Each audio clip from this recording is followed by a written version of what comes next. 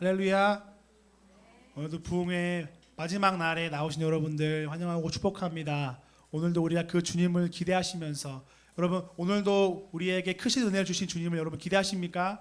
아멘. 여러분 우리가 기대하기 시작할 때 우리가 기대하는 것 이상으로 늘 우리 가운데 반응하시고 채워주시고 은혜 주시는 그 주님을 우리가 함께 또 기뻐하면서 즐거워하면서 나아가면 좋겠습니다. 오늘도 우리가 힘차게 주님 앞에 찬양하며 나아가실 때요, 또 우리 몸이 불편하신 분들 제외하고 함께 자리에서 일어나셔서 우리의 모든 마음을 다해 모든 주님 앞에 경의를 표하시면서 우리 함께 찬양하면 좋겠습니다. 우리 승리하신 그 주님 앞에 우리 감사와 기쁨으로 찬양하며 나아가시겠습니다. 아멘.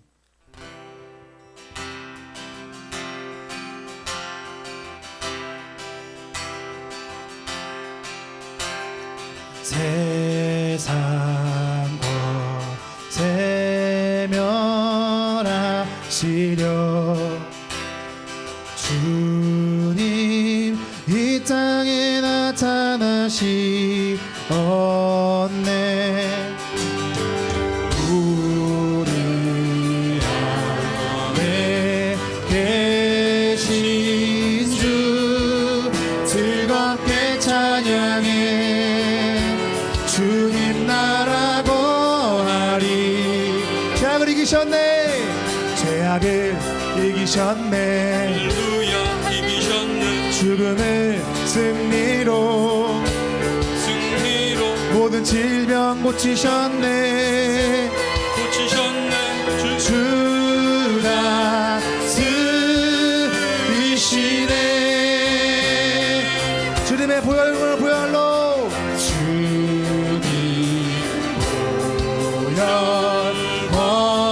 권능으로 아멘.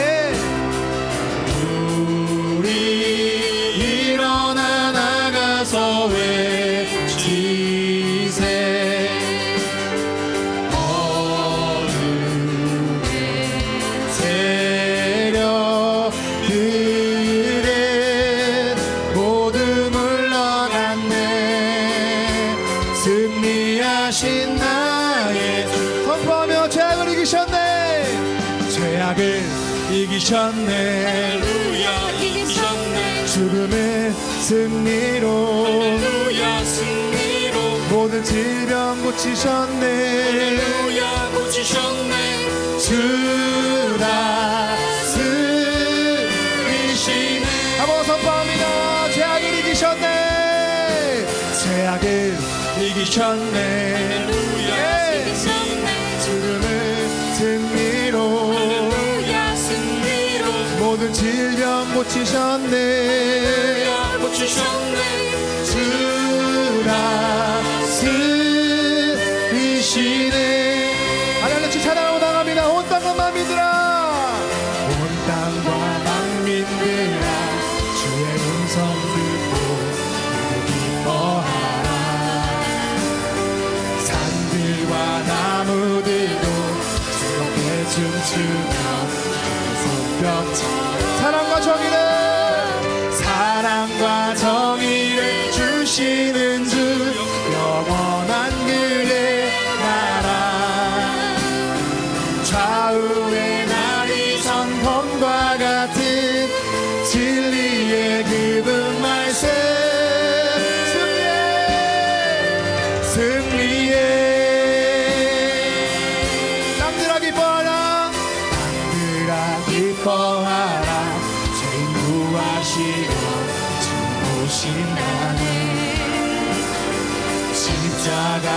구원으로 물리쳤네. 할렐루야. 사랑과 정의를 주시는 주 영원한 그의 나라. 좌우의 날이 섰건과 같은 진리의 한 번 더 사랑과 정의를 주시는 주 영원한 그의 나라. 좌우의 날이 섰건과 같은 진리의 그분 말씀. 승리의 네. 모두 다 소리 높여, 모두 다 소리 높여 주님 찬양해, 주님께 찬양해. 외치세 온 세상에 열방과 만민을 승리하신 주님께 사랑과 정의를 주시는 주 영원한 그의 나라. 좌우의 날이 선건과 같은 할렐루야. 주의 이름을 선포합시다. 사랑과 정의를 주시는 주 영원한 그의 나라. 네. 좌우의 날이 선건과 같은 한 번 더 사랑과 정의를 주시는 주 영원한 그의 나라. 좌우의 날이 선건과 같은 진리의 그분 말씀. 우리 주님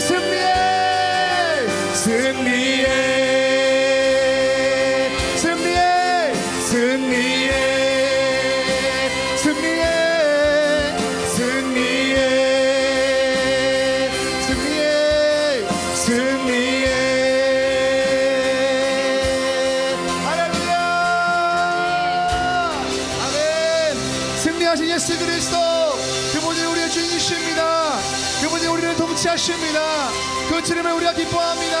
할렐루야. 아멘.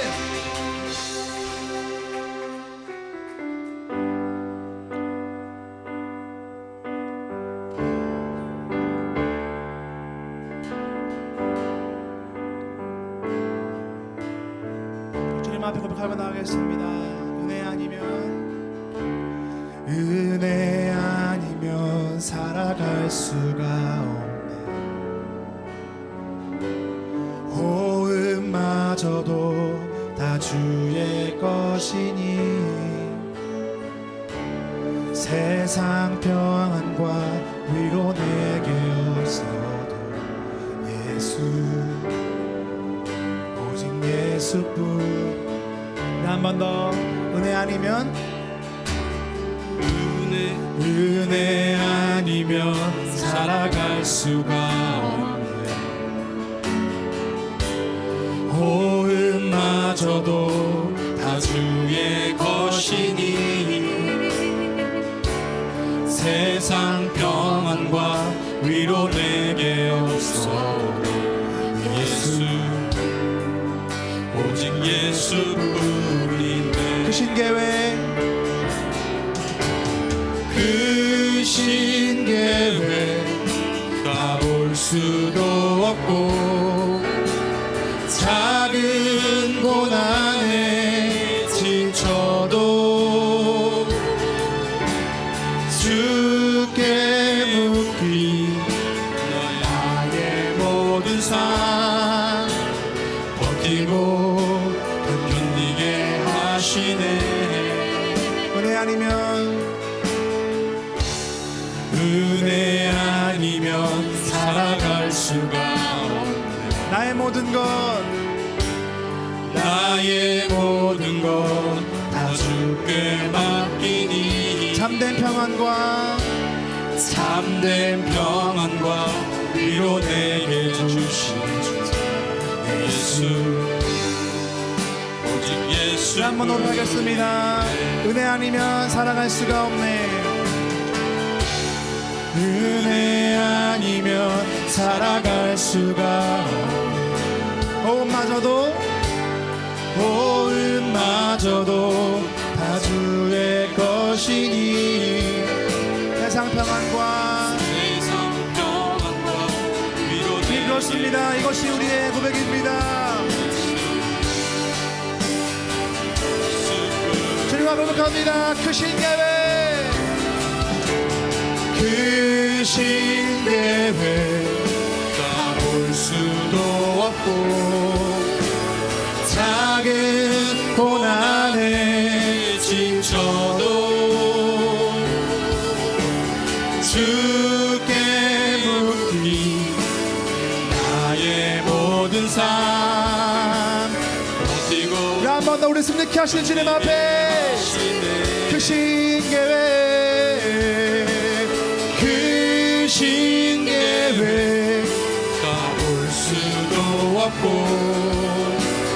작은 고난에 지쳐도 주께 묻기 나의 모든 삶 아멘. 버티고 지금도 우리와 함께 하시는 주님 앞에 한 번 더 고백하겠습니다. 크신 계획,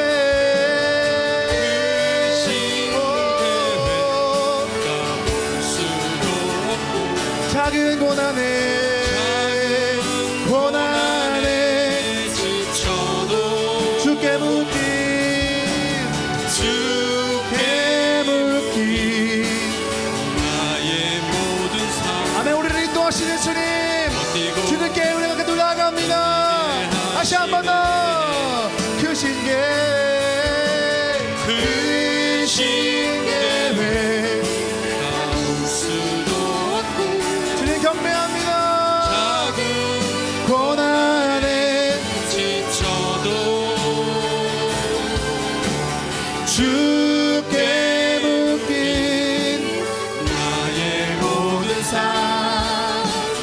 버티고 우리 승리케 하시는 주님 앞에 하시네 당신은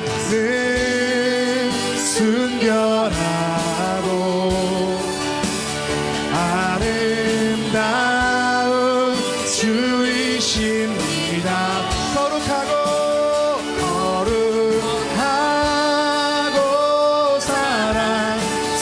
사랑스러운 능력과 영광의 주이신 하늘과 땅이 주 찬양해. 영광의 왕은 영원한 주를 평화의 왕자 모든 만물 아멘. 오늘도 우리 안에 새로운 일 놀라운 일 행하시는 주님 앞에 한 번 더 당신을 순결하고 당신을 순결하고 아름다운 주이십니다. 거룩하고 사랑스러운 능력과 영광의 주이십니다. 하늘과 땅이 주 찬양해. 영광의 왕을 영원한 주를 평화의 왕자 모든 만물의 주 영원토록 주님을로 당신은 순결하고 당신은 순결하고 아름다운 주이십니다. 거룩하고 사랑스러운 능력과 영광은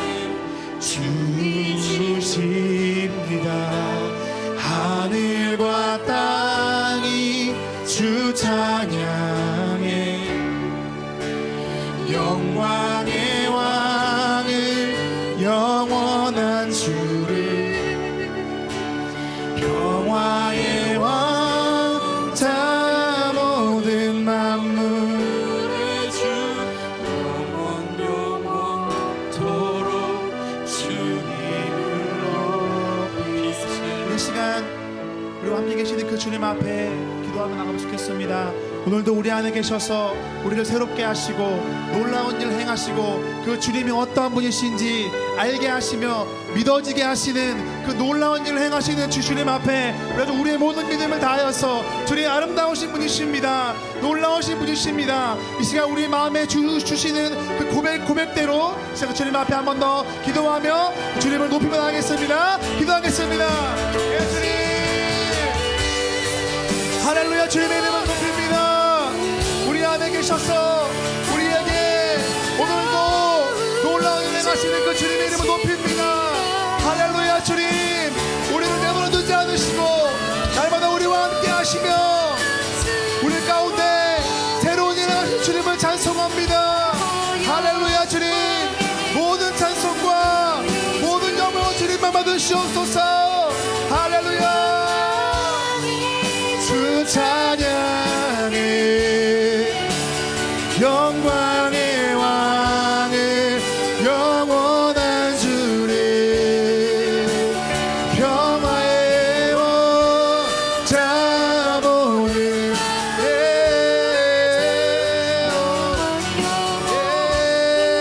주님의 이름을 송축합니다.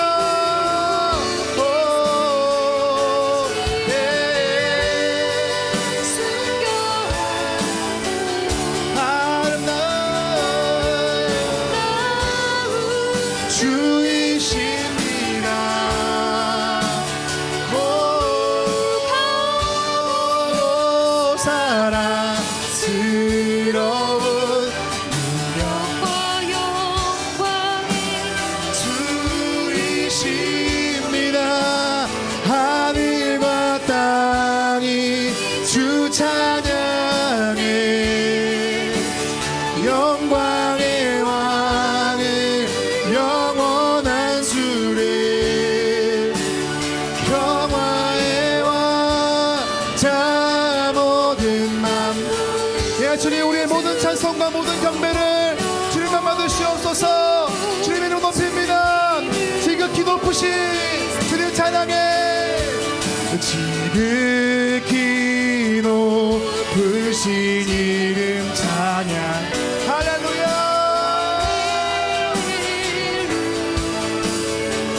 지극히 높으신 이름 지극히 높으신 이름 찬양해 할렐루.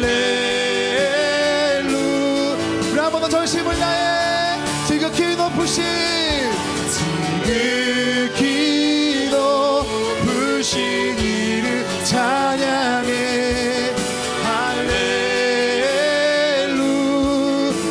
할렐루야. 지극히 높으신 이름 찬양해 할렐루야. 지극히 높으신 지극히 높으신 이름 찬양해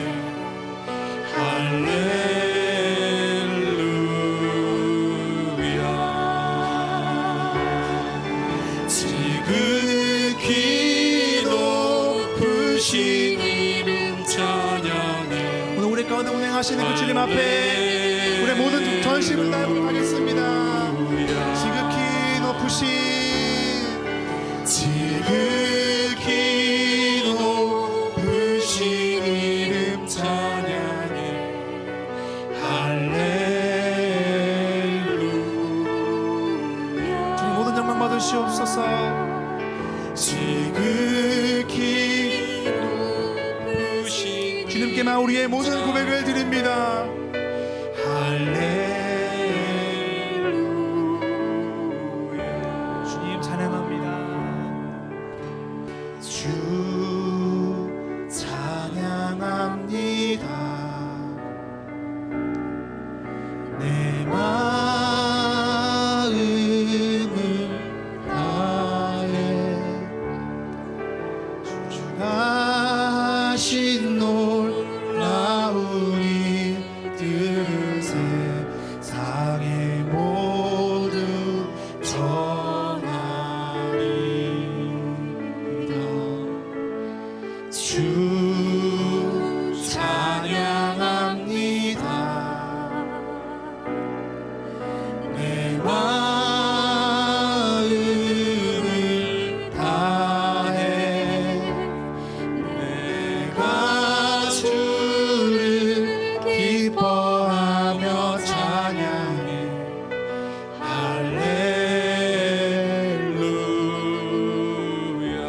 지극히 높으신 지극히 높으신 이름 찬양해 할렐루야.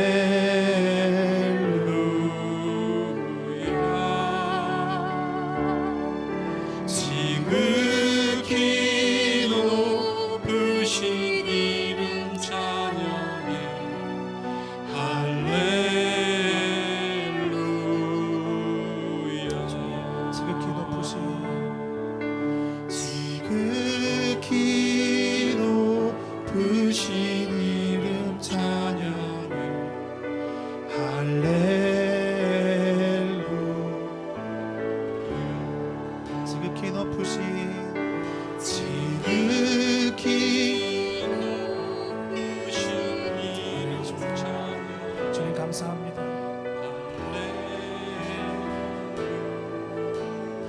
우리 이 시간 마지막으로 주님 앞에 경배하며 나아가실 때 여러분들 마음에 주시는 그 모든 고백을 주님 앞에 드리시면서 우리 마지막으로 한 번 더 그 주님의 이름을 마음껏 높이시면서 주님 앞에 기도하며 나가겠습니다. 기도하시겠습니다. 예, 주님 그렇습니다. 주님 아름다우신 분이십니다.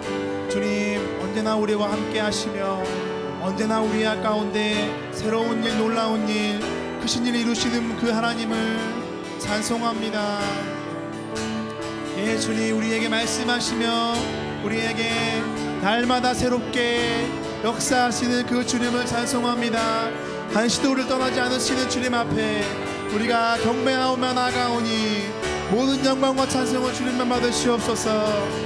할렐루야. 주님 아름다우신 주님의 이름을 찬송합니다. 할렐루야.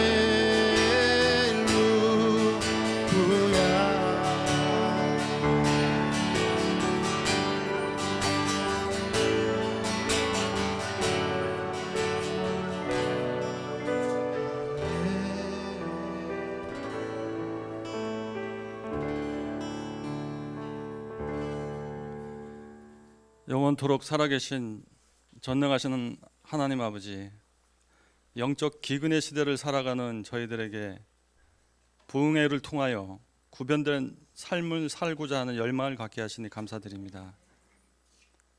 허물과 죄로 죽었던 저희들을 그리스도 예수 안에서 살리셨사오니 모세와 함께 하셨던 것처럼, 여호수아를 도우셨던 것처럼, 바울과 동행하셨던 것처럼 지금 이 시간 저희들과 함께 하시옵소서.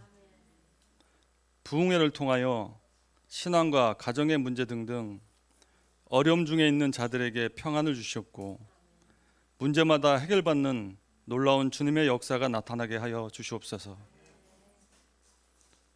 우리의 힘과 능력으로 할 수 없는 교회 건축 등 이 모든 일들을 주님 앞에 내어놓고 기도할 때에 성령의 능력과 은혜와 권능을 베풀어 주시옵소서.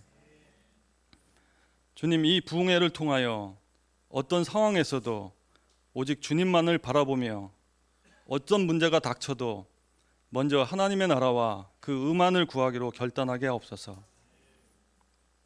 은혜가 충만하신 하나님, 부흥회 기간 중에 강사 목사님과 우리 목사님들을 영육간에 강건하게 지켜주셔서 피곤치 않게 하여 주시옵소서. 오늘은 부흥의 마지막 날입니다.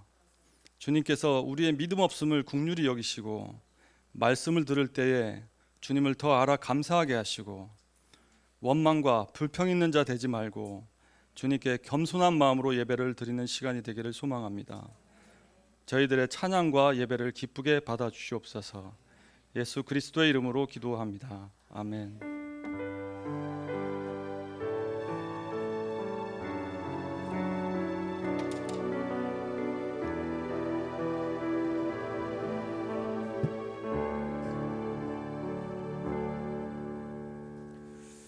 네, 오늘 부흥의 마지막 날 오신 여러분 환영하고 축복합니다. 마음 같아서는 이틀 더 했으면 좋겠다.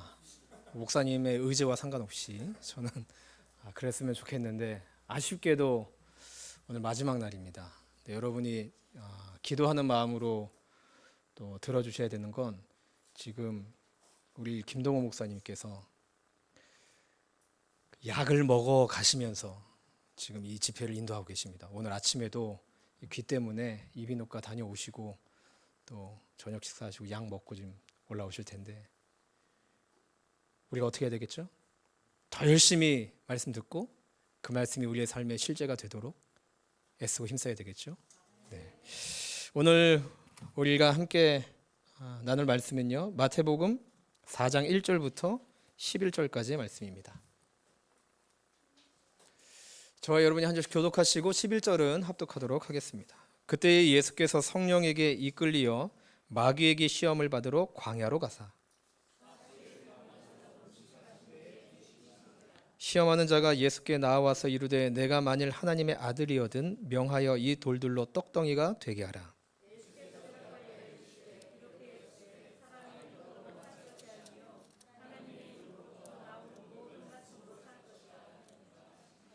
이에 마귀가 예수를 거룩한 성으로 데려다가 성전 꼭대기에 세우고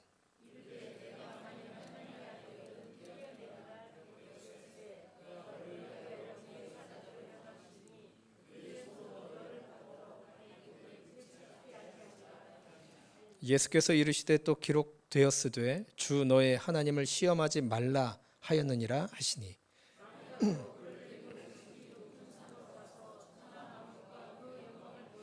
이르되 만일 내게 엎드려 경배하면 이 모든 것을 내게 주리라.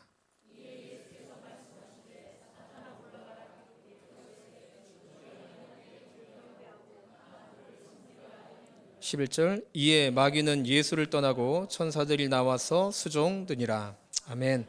우리 마지막 날 김동욱 목사님 나오실 때 우레와 같은 박수와 환호로 맞이하도록 하겠습니다.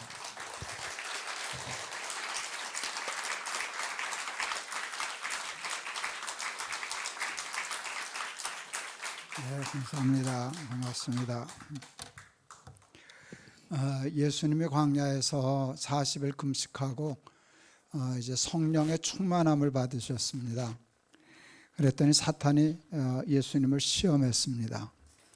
이게 하나의 공식과 같은 거예요. 은혜를 받으면, 성령을 받으면 마귀가 준동을 하죠. 그걸 망가뜨리려고. 여러분 짧은 기간이지만 이 집회를 통해서 정말 그래 이렇게 해서 은혜를 받고 하면은 사탄이 여러분을 내버려 둘까요? 시험할까요? 시험하죠. 캥기시죠. 여러분 사탄이 시험하는 게 무서울까요? 안 하는 게 무서울까요? 안 하는 게 무서운 거예요. 안 하면 편한데요. 이게 편한 게 좋은 게 아니에요. 사탄이 거들떠보지도 않는 삶을 살아서 뭐 하겠어요? 그건 이미 죽은 건데. 그 죽은 거 안 건드리거든요. 괜히 깰까 봐. 내버려둬라. 그거는 내버려둬라. 그럼 편안한데 편안히 이렇게 죽는 길로 가는 거예요. 좀 귀찮고 두렵고 무섭기도 하지만 사탄이 시험하고 건들 만한 삶을 살아야지 그게 잘 사는 거예요. 근데 사탄이 시험하면 어떻게 하면 될까요? 이기면 되죠. 이기면 되죠. 이 예수님이 시험당하신 이 세 가지 시험을 반복해서 마태, 마가, 누가복음에 다 나오거든요. 이거 왜 하나님이 이렇게 여러 번 똑같은 말씀을 기록해 놓으셨을까요? 이거 시험에 꼭 나와 그 뜻이에요. 이거 중요하니까 공부 열심히 하라는 거예요. 제가 그래서 아이들, 청년들, 청소년들에게 이 설교를 할 때는 제목을 바꿔요. 사탄의 출제 경향. 그러니까 문제집 푸는 거예요. 이게 그 문제지예요. 사탄이 이런 문제를 냈는데 이게 문제가 노리는 게 뭔가, 어떻게 풀 수 있는가, 그거를 공부하라고 주신 건데 오늘 저하고 이 사탄의 문제 풀이를 같이 해보려고 그래요. 40일을 굶으신 예수님에게 사탄이 한 첫 번째 시험은 돌로 떡을 만들어 먹으라는 것이었어요. 저 같으면 그렇게 시험 안 내요. 저 같으면 이렇게 출제하죠. 야, 사람도 40일은 굶어. 하나님의 아들이 창피하게 사람하고 똑같이 40일만 굶냐. 이렇게 충동질해가지고 한 열흘 더 굶게 해가지고 굶어 죽게. 그런 식의 내는데 사탄은 저하고 이게 지능의 차이가 달라요. 그런 수준을 먼저 안 내요. 하나님의 일을 해야지. 이제 성령 받았으니까 하나님의 일을 해야지. 그런데 너 생각해봐. 너 지금 죽게 됐잖아, 당장. 그러니까 먹고 해. 너는 돌로 떡 만들 수 있는 능력이 있잖아. 돌로 떡 만들어 먹고 하나님의 일을 하라는 거예요. 하나님의 일을 하지 말라는 것. 떡만 먹고 하나님의 일을 하지 말라는 식의 출제가 아니었어요. 그러니까 이게 뭐 이런 시험이 다 있냐? 여러분, 먹고 살아서 하나님의 일을 하면 사탄은 망하는 건데 예수님을 죽여야 되는데 떡 먹고 하나님의 일을 하라고, 이거 굉장히 좋은 코칭이잖아요. 근데 도대체 이게 무슨 시험일까? 사탄이 노리는 그 발목이 뭔가를 생각했어요. 그때 저는 마태복음 6장의 말씀이 생각이 났어요. 너희는 먼저 그의 나라와 의를 구하라. 그리하면 이 모든 것을 너희에게 더하여 주시리라. 그러니까 무엇을 먹을까, 무엇을 입을까, 무엇을 마실까 하는 문제, 하나님의 나라와 의가 있는데 순서를 얘기하셨어요. 무엇을 먹을까, 입을까, 마실까는 그거는 다 소용없는 거야, 잘못된 거야, 그렇게 얘기하지 않으셨어요. 여러분, 먹어야 살잖아요. 사람은 입어야 살잖아요. 마셔야 살잖아요. 그걸 부인한 게 아닌데 예수님이 얘기하신 건 순서예요. 이 순서가 굉장히 중요해요. 그거 다 중요한데 먼저 하나님의 의가 먼저야. 그러면 이것은 따라오는 거야. 중국의 이제 대학이라고 하는 책에 제가 아주 좋아하는 글이 있어요. 만물에는 근본적인 것과 지엽적인 것이 있나니 곧 먼저 할 것과 나중할 것이라. 사람이 먼저 할 것과 나중할 것을 바로 알면 도에 가까우니라. 이게 예수님이 하신 말씀과 맥이 같아요. 먼저 하나님, 그러면 먹을 거, 이거거든요. 먼저 할 것과 나중 할 것을 바로 하는 사람이 도통한 사람이라는 거예요. 우리나라 말에 근본을, 우리나라 말은 으뜸이라고 그래요. 으뜸, 근본을 으뜸이라고 얘기해요. 지엽을 우리는 딸림이라고 얘기해요. 버금이라고도 얘기하고 딸림이라고도 얘기를 해요.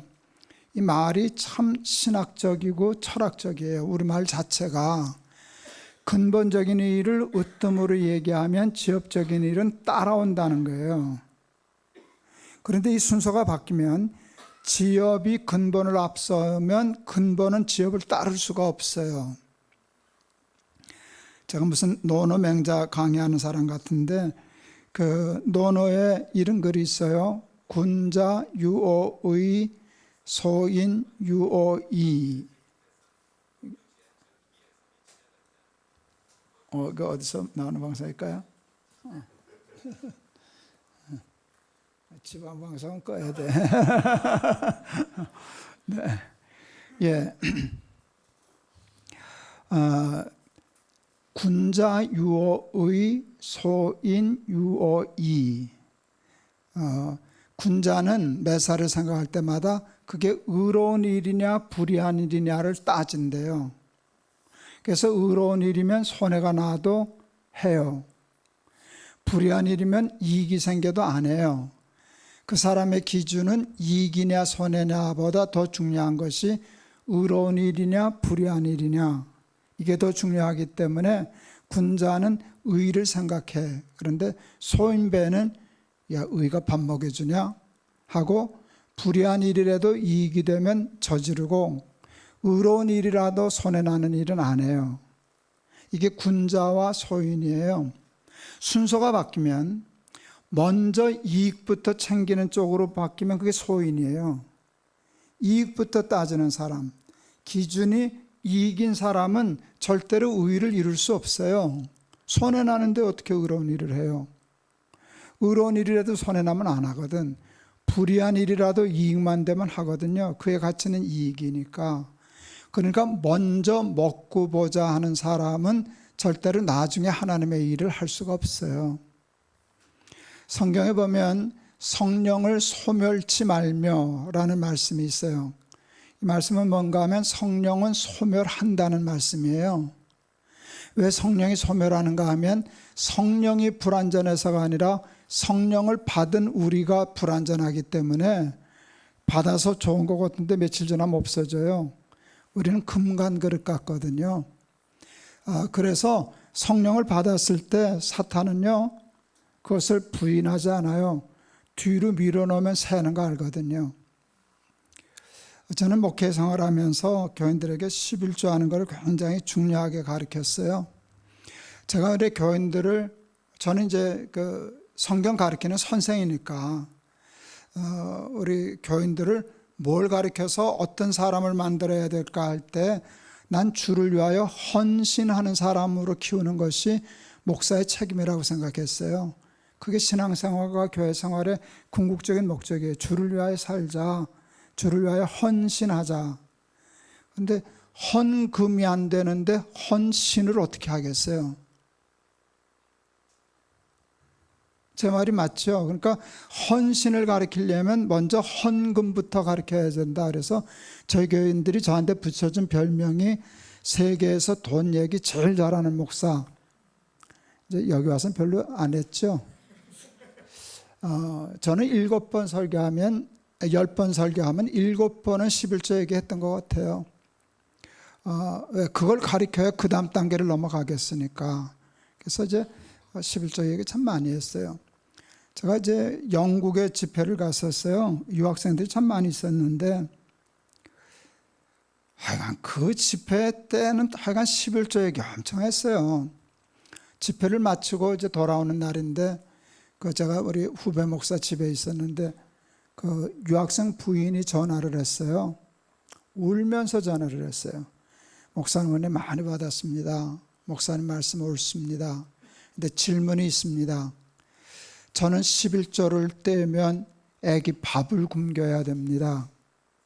목사님 그래도 11조 해야 하나요? 정말 가슴이 먹먹하더라고요. 제가 알아챘어요. 이 여자 밥 굶는구나. 자기는 지금 11조를 못 떼는데도 밥은 굶으니까 11조까지 떼면 애기 밥을 자기 밥 굶는 건 괜찮은데 애기 밥이잖아요. 애기 밥을 굶겨야 됩니다. 이 여자 지금 밥 굶는구나 생각했어요. 여러분, 애기 밥은 굶겨도 11조는 내야 하나요? 그게 그 유학생 부인의 질문이었거든요.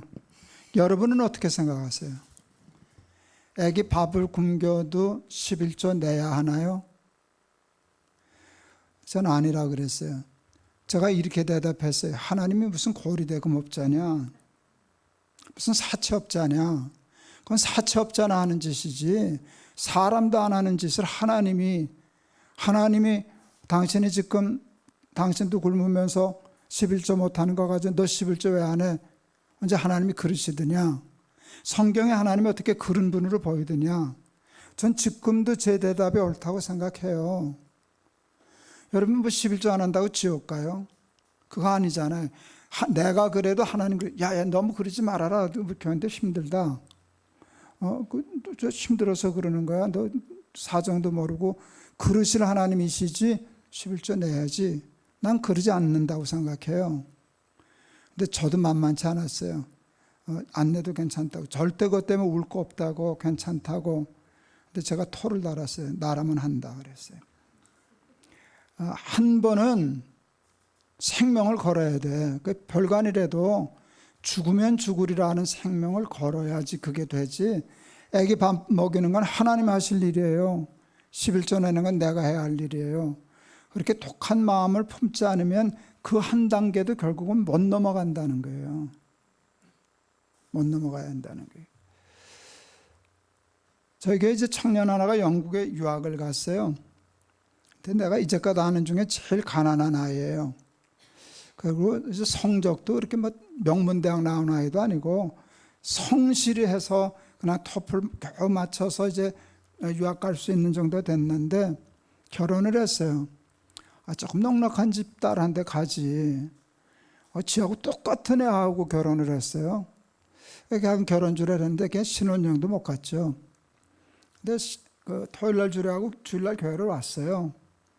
근데 신부 아이가 울었어요.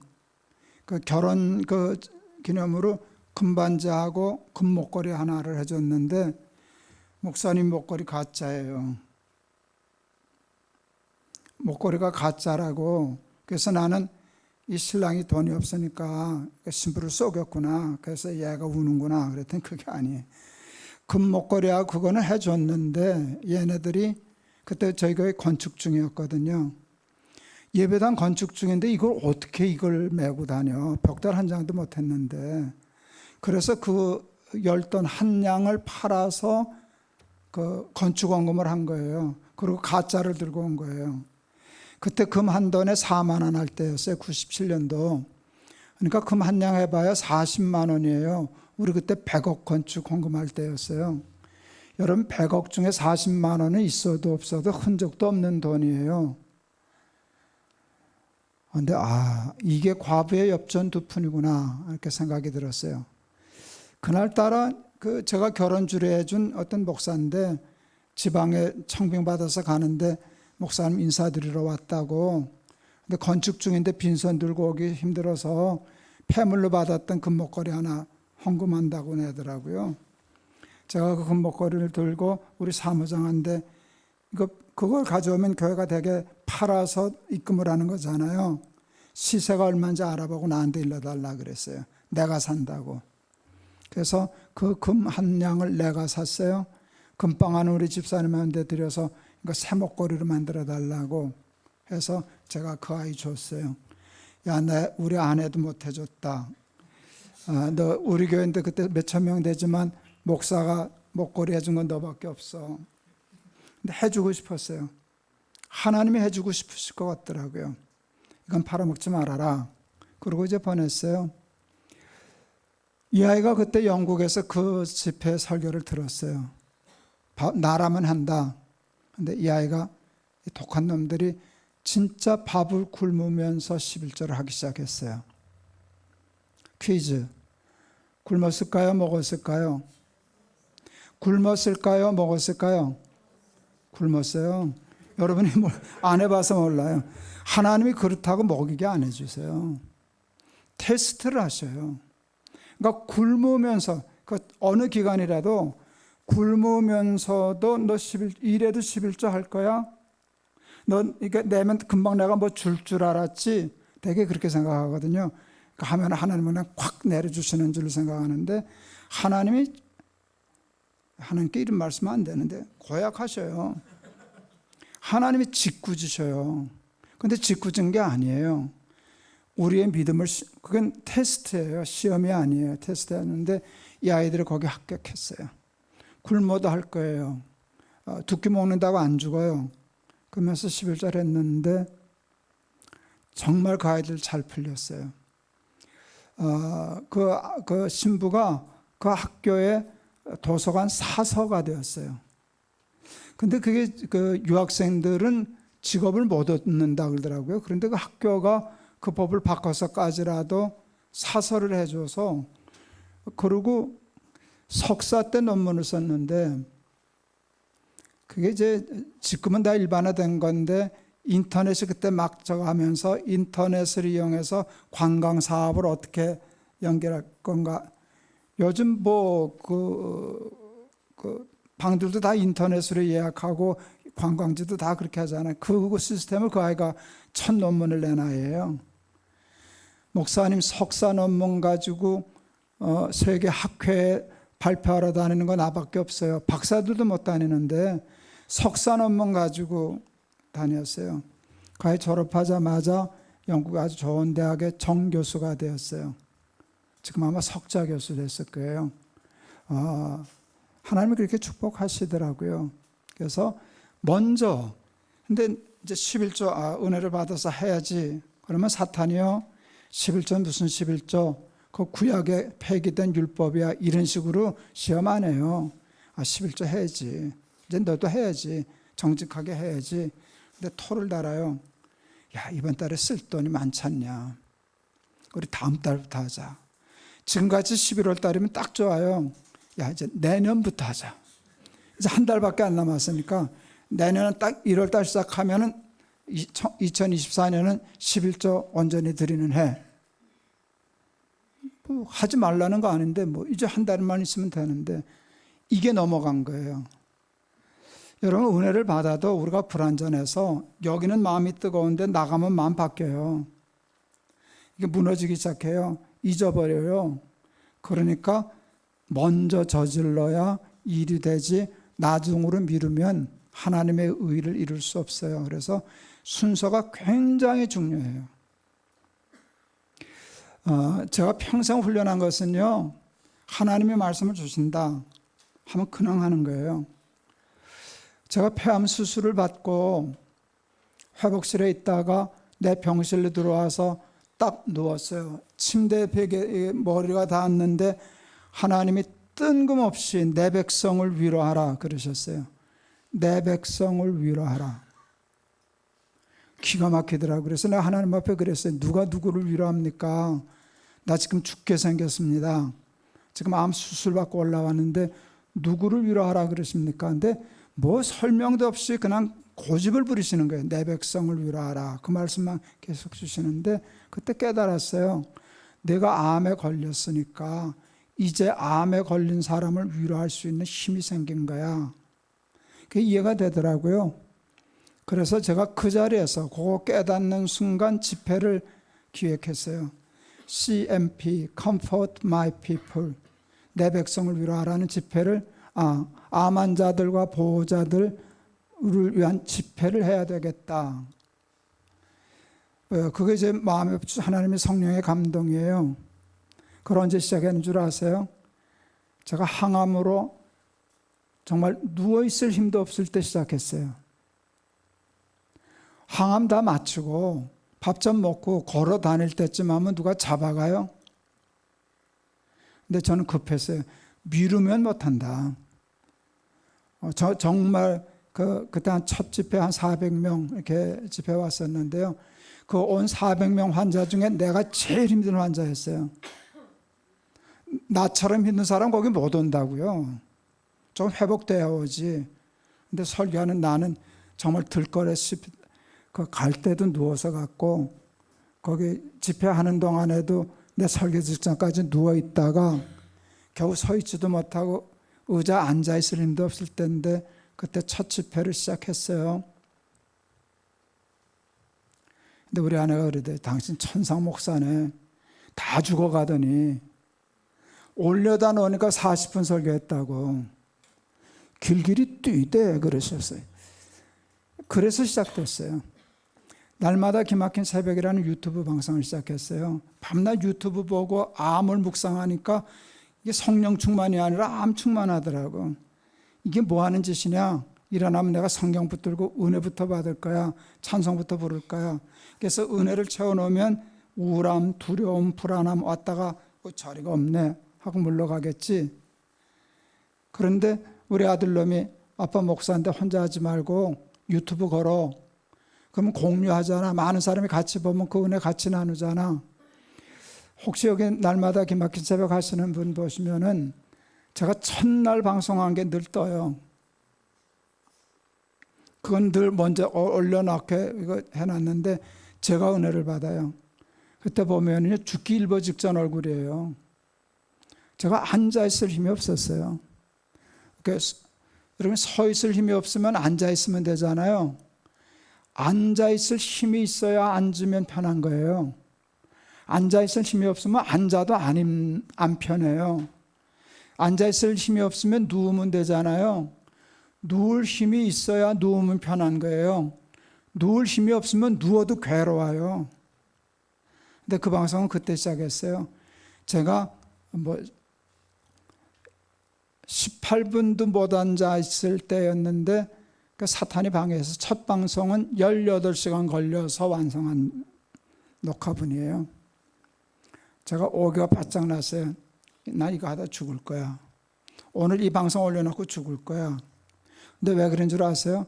그렇게 힘들다고 뒤로 미루면 나는 못한다고 생각했어요. 순서를 바꾸면 못해요. 저희 높은 뜻 교회는 보이지 않는 성전 건축이라는 일을 했어요.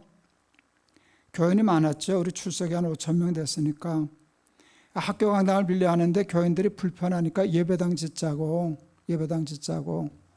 그랬어요. 근데 예배당 지어야죠. 근데 나중에 짓자. 일부터 좀 하자. 왜 교회는 밤낮 예배당부터 짓냐? 비즈니스 하는 사람들은 집 팔아서 사업 자금을 먼저 만드냐? 사업 자금 잘라서 집부터 짓냐? 이게 제 논리였어요. 비즈니스 하는 사람들은 집 팔아서 사업 자금을 마련해. 그러면 집 안 짓나? 왜 벌어서 짓지? 망하면 못 짓는 거지만 승부를 사업에 걸지 집에다 안 걸어. 사업 한 데서 돈 빌려줬더니 사업 안 하고 집부터 지면 그 사기꾼이야. 근데 왜 교회는 예배당 집이 있어야지. 그런데 일할 생각은 안 하고 집부터 질 생각부터 하냐. 그게 제 논리였어요. 그래서 보이지 않는 성전 건축이라 해서 건축 헌금은 했어요. 200억. 근데 200억 다 썼어요. 보이지 않는 학교 짓는 일, 재단 세워서 뭐 아프리카도 없는 일, 가난한 탈북자들도 없는 일, 그런 일을 원 없이 돈을 썼죠. 하나님 기뻐하시는데 하나님이 기뻐하시면 사탄이 슬퍼하셔요. 그 보이지 않는 성전이 꼴이 보기 싫은 거예요. 그러니까 학교를 시켜서 우리를 나가라 그랬어요. 그 예배당 비워달라고. 그러면 그 외통수예요. 장기에서. 우리는 200억이 있는 교회잖아요. 그러니까 보이지 않는 데 쓰는 일을 하나님 죄송, 이거 지금 우리 쫓겨나게 되니까 먼저 보이는 예배당 해결하고 다음에 해드릴게요. 우리 다음에 할 수 있거든요, 힘이. 근데 그때 누가복음 9장 62절 하나님이 주셨어요. 쟁기를 잡고 뒤를 돌아다 보는 자는 하나님 나라에 합당치 않다. 순서 바꾸지 말라고. 보이지 않는 성전을 정했으면 그대로 가지. 저기서 나가란다고 그거를 보이는 것으로 바꾸는 거는 그건 하나님의 식이 아니라는 거예요. 그래서 당에 소집했어요. 이해는 안 가지만 난 그렇게 해도 괜찮을 것 같은데 하나님은 안 된다 하신다. 우리 순종하자. 당회가 결정했어요. 200억 중에 단돈 10원도 보이는 예배당을 위해서 전용하지 않는다. 저희 교회 목표 중에 표 중에 하나는 하나님의 식과 법을 고집하는 교회라는 말을 썼거든요. 하나님 말씀하시면 고집 부리자. 이해가 되든 안 되든 상관할 거 없다. 무조건 순종하자였어요. 그게 우리 교회 당회록에 남았을 거예요. 그랬더니 사탄이 너 그럼 길바닥에서 예배 드릴 거야? 그러더라고요. 근데 어디서 그런 배짱이 생겨요? 길바닥에서 예배 드리지 뭐 재밌겠다. 교인들한테 와서 그랬어요. 여러분, 우리는 길바닥에서 예배 드린다고. 교회는 여러분들에게 예배당 문제를 해결해 드리지 못합니다. 예배당은 여러분이 각자 알아서 해결하십시오. 그랬어요. 참 담임 목사 웃기죠. 돈은 200억씩이나 다 받아먹고는 예배당은 자기 알아서 해결하라고. 제가 그때 무슨 아이디어가 있었는가 하면 그때는 줌이라는 거 시스템 없을 때예요. 내가 인터넷에다 예배를 올려놓을 거다. 우리 코로나 때 교회가 했던 것처럼 그때 제가 그 아이디어가 있어서 그렇게 하면 된다 생각했어요. 그냥 집에서 예배를 드리든지 구역별로 뭐 어디 장로는 공장 있으면 주일날 쉴 테니까 거기 쳐들어가서 예배를 드리든지 아니면 돈 모아가지고 조그만 상가를 얻어서 주일만 쓰는 거 빌려가지고 그런 데서 하든지. 그렇게 하면 교회는 하나인데 예배당은 100개가 될 수도 있고 200개가 될 수도 있잖아요. 그런 식으로 준비를 하고 있었어요. 그리고 길바닥에서 예배 드리자. 길바닥에서 예배 드리면 교회 이름 바꾼다. 높은 뜻 광야교회. 저희는 청년이 많았는데요. 내가 그러니까 청년들 좋다고 난리 쳤어요. 소리 지르고 박수 치고 어떤 놈 울고 기도하는데 어느 놈들 쫓겨나게 해 주시옵소서. 그러고 기도하고 있더라고요. 이게 신의 한 수였어요. 갈 데가 없었어요. 그런데 마지막 수가 하나님이 네 수로 나눠라. 그 5천 명을 어디 끌고 다니냐. 그래서 네 수로 나눴어요. 결론 얘기하면 지금 15개 교회가 됐어요.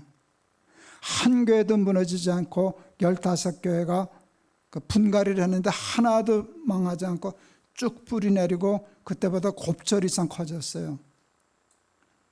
그게 그냥 그래서 저는 그걸 신의 한 수라고 그래요.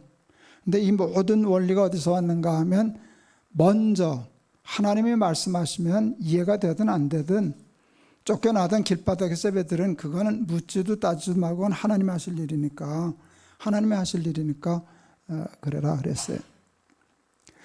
그 학교가 나가라 그랬을 때 우리 장로님들이 이사장님한테 가서 점심 한번 하라고 좀 굽신거리라고 왜 그러시냐고 그러라 그래서 난 안 간다 그랬어요. 나는 우리 교회 주인 아니니까 그건 주인끼리 알아서 하라 그러시라고. 주인끼리 알아서 하시라고. 그건 주인이 하실 일이지 내가 할 일이 아니라고. 이제 그리고 고집을 부렸는데 결론은 그 고집 부려서 하나님 순서를 지키니까 내 수로 두는 바둑하고는 판이 다른 바둑을 두게 되더라고요. 여러분, 사탄은 늘 먼저 먹고 해. 야, 먹고 하나 하고 먹으나 그게 그거야. 근데 아니요, 먹고 하는 거하고 하고 먹는 건 달라요. 이게 굉장히 다른 거예요. 우리가 판판이 이 시험에 넘어가서 먹고 하려고 그러다가 성령이 소멸돼서 다 못하는 거거든요. 그러니까 마음에 하나님의 은혜를 주시면 저지르세요. 그때 아니면 못해요. 그 다음에 그 은혜는 반감되고 반의 반감이 돼서 그 일을 이룰 수가 없어요. 근데 눈 딱 감고 먼저 저지르면 하나님이 수습하시고 더하여 주시는 축복이 있어요. 그거 여러분 간증하실 수 있기를 바랍니다. 사탄이 예수님을 성전 꼭대기에 세우시고 떨어지라 그랬어요. 그렇게 하면 천사가 와서 발을 붙들 거라. 천사가 와서 발을 붙들면 사탄 쫄딱 망해요. 이건 목수 아들인 줄 알았더니 하나님 아들이네. 그러면 예수님을 사람들이 다 따라다니고 예수님은 스타가 되고 높임을 받고 영광을 받으세요. 야, 이건 또 무슨 놈의 수가 이러냐. 나 같으면 모함을 해서, 저도 모함 많이 봤거든요.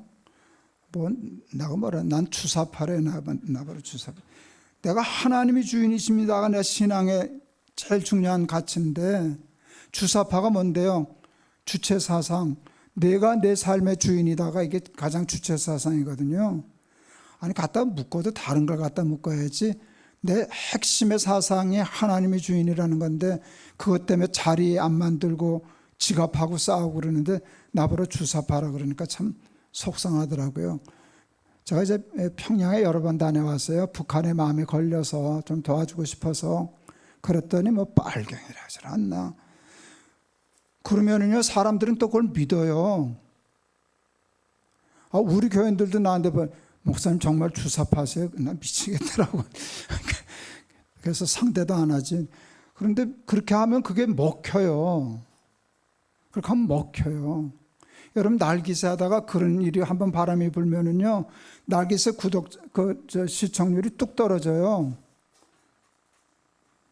그런 정도 시험을 내면 되는데 사탄은 그런 식으로 시험 안 내요. 예수님을 주사파로 몰지도 않고 빨갱이로도 몰지도 않아요. 하나님의 아들이라고 높여요. 사람들이 다 알게. 이게 무슨 시험이에요? 그런데 사탄이 노리는 게 있었어요. 십자가. 사탄은 예수님이 영광 받으시는 거 싫어요. 그런데 정말 싫어하는 건 예수님이 십자가 지는 거예요. 십자가 지는 날에는 우리가 다 죄 사함 받고 구원 얻거든. 근데 영광 받는 꼴은 보기 싫지만 예수님이 성전에서 뛰어내려서 천사가 발붙들므로 우리가 죄 사함 받는 건 아니거든. 그건 그냥 해프닝이에요. 그건 그냥 피었다 지는 꽃처럼 시들어지고 잊어버려지는 일들이에요. 근데 거기에 우리는 잘 속아요. 옛날에 일본에서 마술사가 온 적이 있었어요.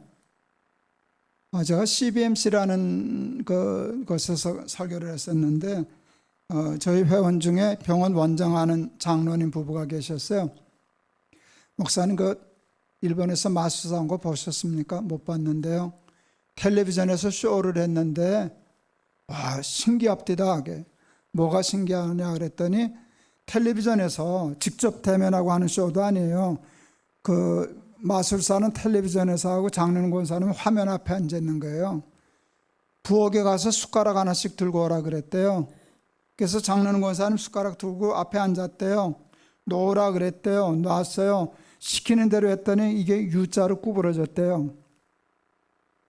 마술사 숟가락 말고 우리 장로님 권사님 숟가락이 텔레비전 앞에서 구부러진 거예요. 이게 얼마나 기겁할 노릇이에요.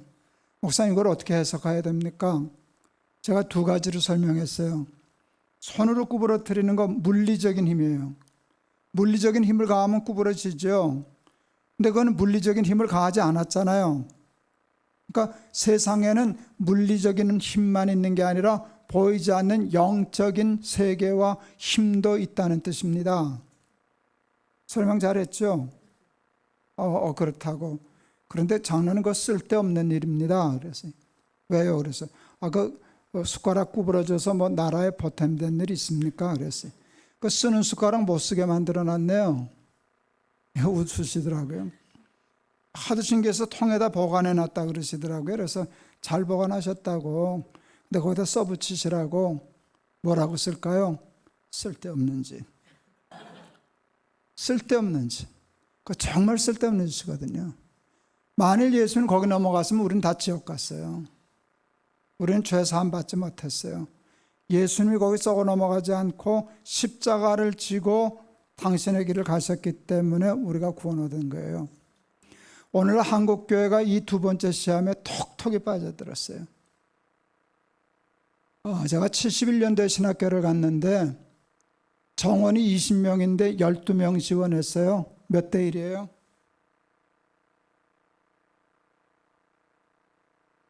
20명 정원에 12명 지원했다고요. 몇 대 1이야? 미달이죠. 그때 우리 교회에서 장로 선거를 했는데 집사님 한 분이 장로 피택이 되니까 도망갔어요. 안 한다고. 나 안 해요. 나 못해요. 왜 그때는 신학교가 미달이고 장로 선거도면 도망갔을까? 목사와 장로가 된다는 것은 덤태기 쓰는 일이었기 때문이에요. 교회가 가난했기 때문에. 그게 다 무거운 일이었어요. 그랬더니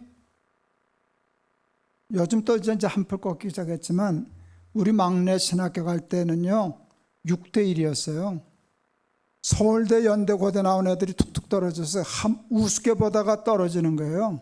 경쟁률 치열했어요. 평균 4년 재수해야 신학교를 입학했었어요. 미달하던 학교가 왜 그렇게 경쟁력이 높아졌을까요?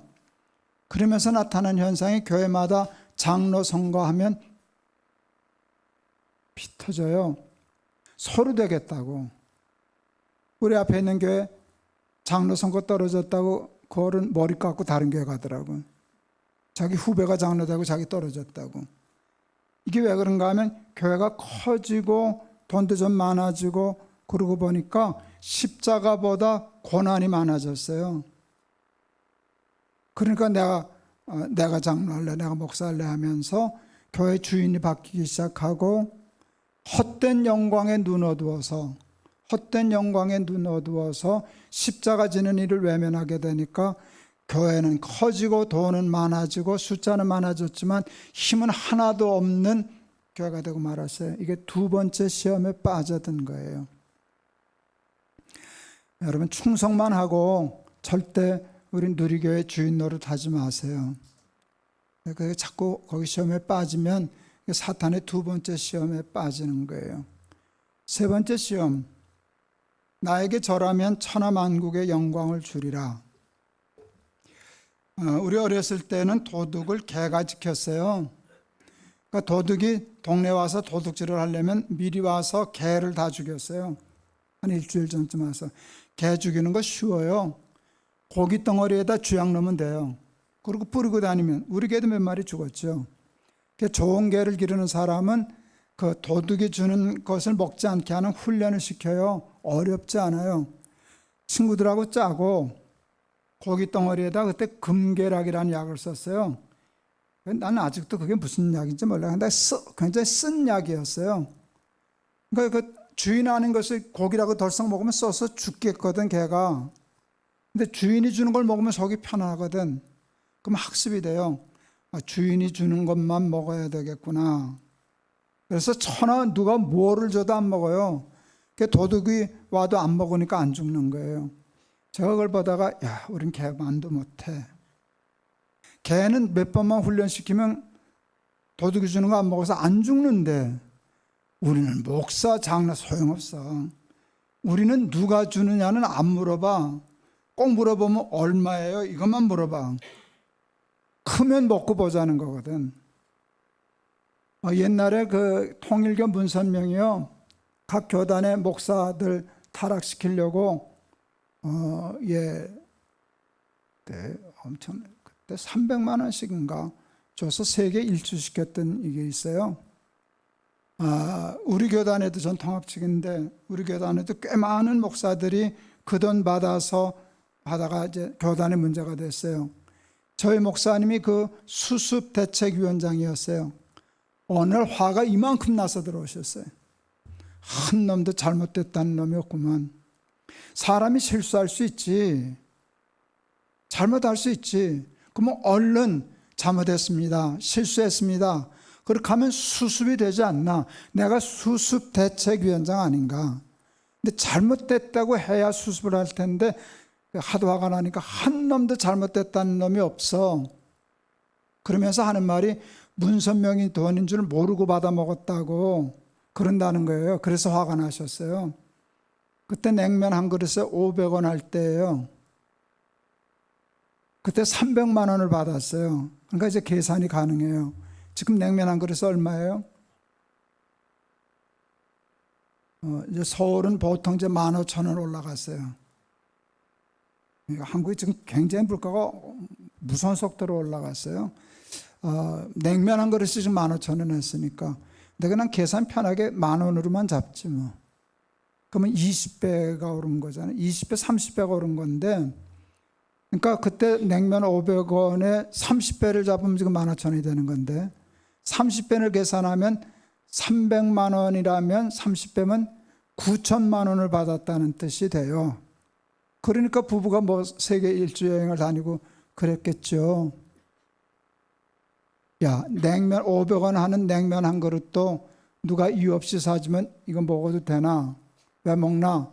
물어보고 안심하고 먹는 건데 돈이 300만 원인데 누구 돈인지 모르고 먹어? 알고 받은 것보다 더 나쁜 놈이지. 전 그 말을 잊을 수가 없어요. 잊을 수가 없어요. 나에게 절하면 천하만국의 영광을 주리라 하면 천하만국의 영광만 돌아가면 그게 사탄이든 마귀든 세상이든 우리는 관계치 않아요. 그리고 우리는 묘수가 하나 있지. 회개하면 되지 뭐. 받아 먹고 회개하면 되지 뭐. 이게 우리가 사탄에게 넘어가는 일이에요. 천하만국의 영광에도 눈 어둡지 않고 나는 하나님이 주시는 것만 먹고 살 거야. 하나님이 주시는 것만 먹고 살 거야. 그래야 사탄의 시험에 걸려들지 않고 이겨 승리하게 될 줄을 믿습니다. 그런데 예수님이 이 시험을 뭘로 이기셨죠? 말씀으로 이기셨어요. 기록되었으되 기록되었으되 기록되었으되. 하나님의 말씀이 사탄의 시험을 이기는 좌우의 날선 검이에요. 무기예요. 우리 아이들이 아들 셋이 어렸을 때, 우리 아내가 어렸을 때 성경 한 절이라도 더 암송시키려고 밥 먹는 식탁에다가 헌달력 뒤집어서 성경 구절을 일주일에 하나씩 썼어요. 읽고 기도하고 밥 먹어라. 애들이 밥 얻어 먹으려고 읽고 기도하고 밥 먹는데 한 3일쯤 지나면 외워요. 한 구절이니까. 그러니까 보지도 않아요. 그냥 와 아멘. 뜻도 모르고 장난처럼 외웠어요. 그리고 며칠 지나면 잊어버려요. 저게 무슨 효과가 있을까? 뜻도 모르고 애들이 성경 구절 갖고 장난처럼 외우는데 아주 놀라운 경험을 했어요. 막내 자식이 어디서 담배 모양으로 된 껌을 들고 엄마를 놀렸어요. 엄마 앞에서 담배 신용을 한 거예요. 우리 아내 피자를 들고 때리려고 쫓아갔어요. 그랬더니 이 자식이 껍질을 벗기면서 껌이야 껌 하고 씹었어요. 우리 아내 난처해졌어요. 때리자니 아니고 안 때리자니 섭섭하고 손 올라갔는데 이렇게 멈추댔죠. 이렇게 잠깐 때려야 되나 말아야 되나 그럴 때 그 둘째 아들이 중학교 다닌 둘째 아들이 악은 모든 모양이라도 버리라 그랬는데 소름이 쫙 끼치더라고요. 틀림없이 그 자식 그거 외울 때 그게 그 뜻인 줄 알고 외운 게 아니거든요. 그냥 그건 모든 모양이라도 버리라. 그냥 외우래서 외웠고 잊어버렸고 그랬는데요. 그 상황에 딱 되니까 무의식적이지. 그 뜻을 자기도 모르는 사이에 이게 이런 뜻이구나 해서 잊어버렸던 무의식 속에 있던 걸 끄집어내서 기억해서 0.00 몇 초 동안에 말해서 메모했잖아요. 이게 하나님의 말씀이 그런 거구나. 하나님의 말씀이 그런 거구나. 그래서요, 많은 분들이, 어른들이 특히 그래요. 김 목사 내 나이 돼봐. 이쪽 귀로 왔다, 이쪽 귀로 가. 잊어버리는 것이지 잃어버리는 게 아니에요. 하나님의 말씀들은요, 이따가 은혜 받은 말씀들, 특히 이런 집회 때 여러분이 고개를 끄다가 맞아, 아멘, 아멘. 이거는 다 살아있는 거예요. 그게 그 사탄이 거기를 딱 찌르면 반사적으로 끄집어내서 그거를 탁 기록되었으되 그러는 거예요. 근데 여러분, 성경 읽는 게 쉽지 않잖아요, 솔직히. 장사해야지, 살림도 해야지. 언제 이걸 끼고 이걸 보고 있어요? 그래서 하나님 굉장히 좋은 시스템을 만드셨어요. 이게 마치 스타디 그룹과 같아요.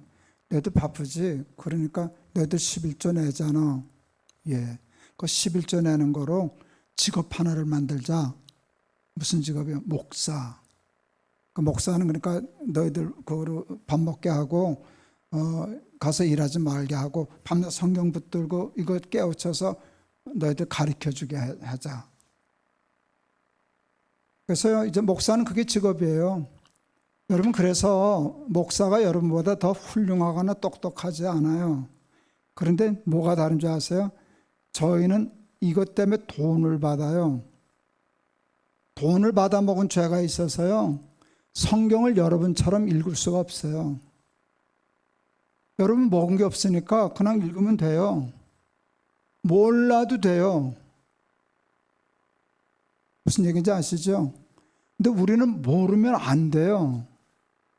돈을 받았잖아. 그러니까, 그리고 이거 나 강사비 줄 거지? 그러니까 강사비 좀 주워놓고 지금 내놓으라고 이렇게 와서 들벗고 있잖아요. 근데 신기한 게 오늘 이 말씀은 제가 깨달은 거예요. 그런데 그걸 이렇게 풀어놓으니까 똑같이 은혜가 되잖아요. 맞아, 그래. 이게 쉽게 말하면 공유가 되는 거예요. 이게 하나님이 만드신 기가 막힌 말씀의 학습 시스템이에요. 무슨 얘기인지 아시겠죠? 저는 목사만 주의 종이라는 생각은 안 하는 사람이에요. 주의 종을 잘 섬겨야 복을 받고 아무개 교회 장로 목사 속썩이더니 차사고로 죽었대. 이건 아주 악한 말이에요. 그건 무당들의 수법이에요. 그럼 목사만 주의 종인 것처럼 이거 가스라이팅이에요. 너희는 택하신 족속이요 왕 같은 제사장이라. 이게 성경의 가르침이고 개신교는 그래서 만인 제사장이라고 그래요. 그런데 저는 저만 주의 종이라 생각 안 하고 저만 성직자라고 생각 안 해요. 정말로 안 해요. 그래서 우리 목사들이 빈티지 옷가게 한다고 할 때 저는 그게 걸리질 않았어요. 목사 열심히 하는 거나 옷가게 열심히 하는 거나 다를 거 없다 생각했어요. 그게 제 마음이에요. 그럼 목사는 뭔가, 그런데 저를 우습게 보면 안 돼요. 저는 굉장한 고집이 있어요. 나는 프로야. 나는 이 성경을 가르치려고 공부한 사람이야. 의사가 의대 나와서 의사 라이센스를 딴 후에 맹장 수술을 하는데요.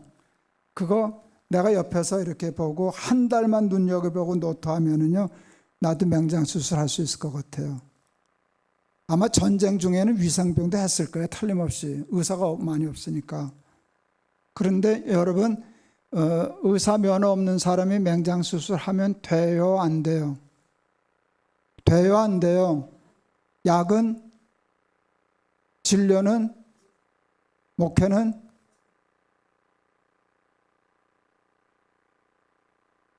저는 그래서 이 강단의 설교 시간에 목사 외에 설교를 부탁 안 했어요. 강의는 할 수 있어요. 뭐 강의나 설교나 같을 수 있는데 난 그게 구별해. 강의는 누구든지 할 수 있어요. 성경을 들고 설교하는 일은 하면 안 된다는 거예요. 그걸 갖고 저를 굉장히 옹졸한 사람, 편협한 사람, 독선적인 사람으로 몰아가요. 근데 제 주장은 그거예요. 많은 사람들이 그래요. 목사님 설교 준비하는데 몇 시간 걸리. 신학교 가서부터 지금까지 평생 하고 있는데요. 신학교 가서 보던 모든 신학, 또 설교했던 거, 목회했던 것이 이 설교 모든 한순간에 다 응집이 돼서 나오는 것이지 그게 1시간 준비해서 나올 수 있는 게 아니에요. 맹장 수술하는 게요, 의과생이 1학년 들어가서부터 나오고 전문의가 되고 뭐 의사 자격증 받고 그래서 째는 것이지, 그러니까 다른 일 있을 때도 많은 상식들이 있으니까 조치가 되는 것이지, 만일 쨌는데 부작용이 생기면 그 사람 죽어요. 어떻게 할 바를 모르니까. 위험한 거예요. 약은, 진료는, 목회는. 저는 그래서 이제 제가 생사를 건 교회 계열은 책에서 이런 책 썼어요. 목사는 선주가 아니다. 첫째는 하나님이 주인이시고, 그리고 교인으로만 얘기하면, 사람으로만 얘기하면 이 교회, 누리교회의 주인은 문 목사님이 아니에요. 여러분이 주인이에요.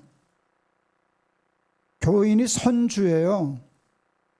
그럼 목사는 뭐냐? 그랬더니 나는 선장이라 그래요. 여러분, 선주와 선장의 굉장히 중요한 구별이 있어요. 근데 아무리 선주라도 배에 그 키를 잡고 배 조종하면 돼요, 안 돼요? 잡혀가요. 대통령도 못 만져요. 선장에 올라가는 마스터 올라가면 그건 범법이에요. 그거는 모든 사람을 위험에 빠뜨릴 수 있으니까. 제가 만일 배를 탈 때 나는 선장을 민주주의로 뽑은 배는 안 탈 거예요.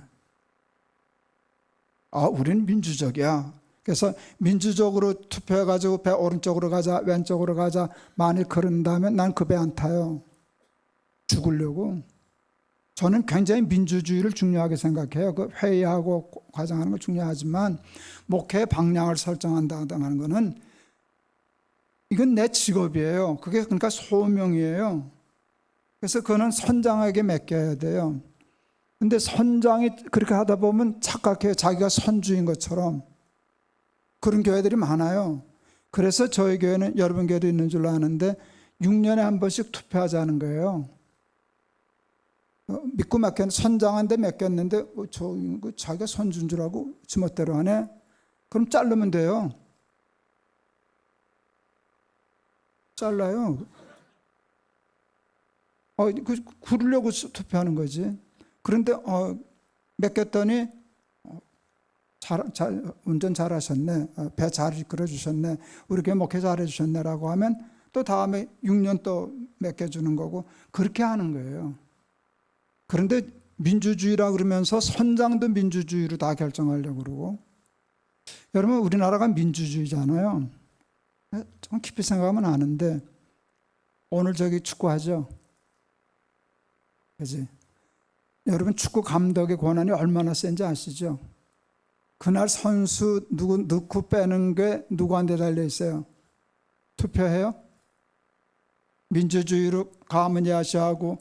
아니에요. 그날 감독이 작전을 세우고, 나는 오늘 무슨 법을 쓸 거야. 그러니까 누구는 들어오고 오늘은 누구를 집어넣을 거야. 이건 절대적인 감독의 권한이에요. 근데 축구협회나 이런 사람들 보다가 맡겼더니 저거 엉터리네, 실력 없네. 그럼 어떻게 해요? 갈아버려요. 그렇지만 맡겨있는 동안에는 그 권한을 가지고 있는데, 그건 독재가 아니에요. 독재는 선장을 했더니 선주까지 하는 게 독재고요.